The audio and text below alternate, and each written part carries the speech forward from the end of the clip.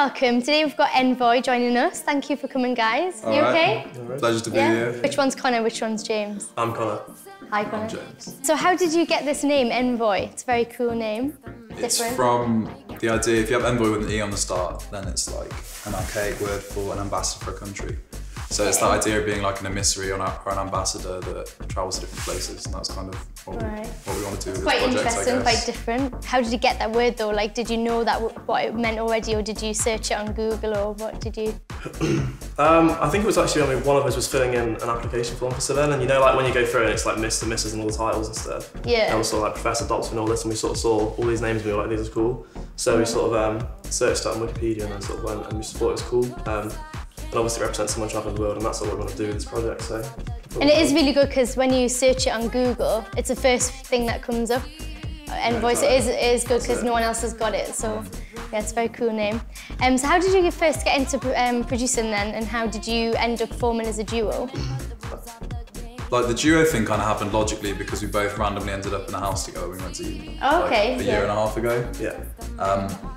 So we just all got put together in a house, and it turned out that both of us produced, and neither of us were really producing in the house kind of scene. Like Con had come from minimal dubstep and stuff, and I'd been in like a tech metal band and produced a bit of house, a bit of dubstep, and that sort of thing. And we just started working together in the studio, and house just kind of happened as like a logical thing, so that was what we were listening to a lot of the time. The British house what was around, and the sort of deep house trend coming around, we just sort of, it happened quite organically, really. I really love one of your tracks called Breathe by with Jess as well. I thought it was a brilliant track. How did that one come about, and how did you get in contact with Jess as well? Well, she's actually studying the same course as us at uni, and she's dropped out now. But yeah, so we sort of met her, and she's actually in like a dub and sort of reggae band. And we heard her voice, and we was like, she's cool, and it was quite cool to her in uni and stuff. She was all around, so we did a few tracks with her, and it sort of went quite well. And then now we've got like a lot of stuff with her as well. It's nice that it's like a logical, organic thing to happen, just that she happened to be on our course.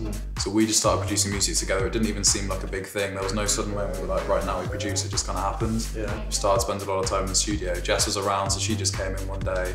Yeah. And we just sort of messed around and put down some vocals, and a few tracks came out of it, which was cool. Yeah, they're really, really good. I love the ones with her vocals as well. So individually, how did you always both want to be in music? Could you see yourself in the industry from a young age? Or? Personally, both my parents are musicians and music teachers. My dad's a classical and folk composer, my mum's a violin teacher.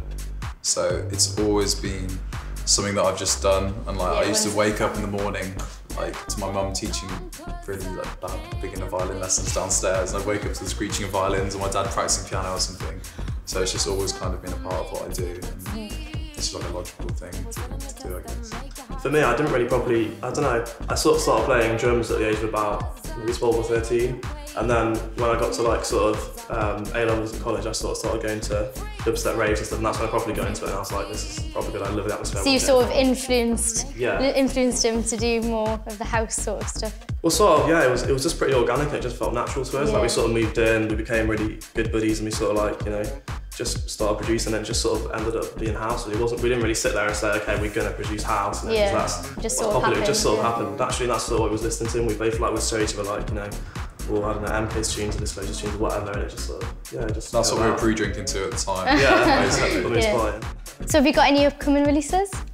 We've got our debut single, which is just being sent out to radio in the next few weeks, I think. Oh, brilliant. Okay. Which I don't think we're allowed to talk too much about at the moment. I think we get told off. But yeah, it's really exciting. So it's going to hopefully be brilliant. Can't wait to hear it. So it's lovely having you guys here today. Thank you for coming. Cheers. Thanks for having us down.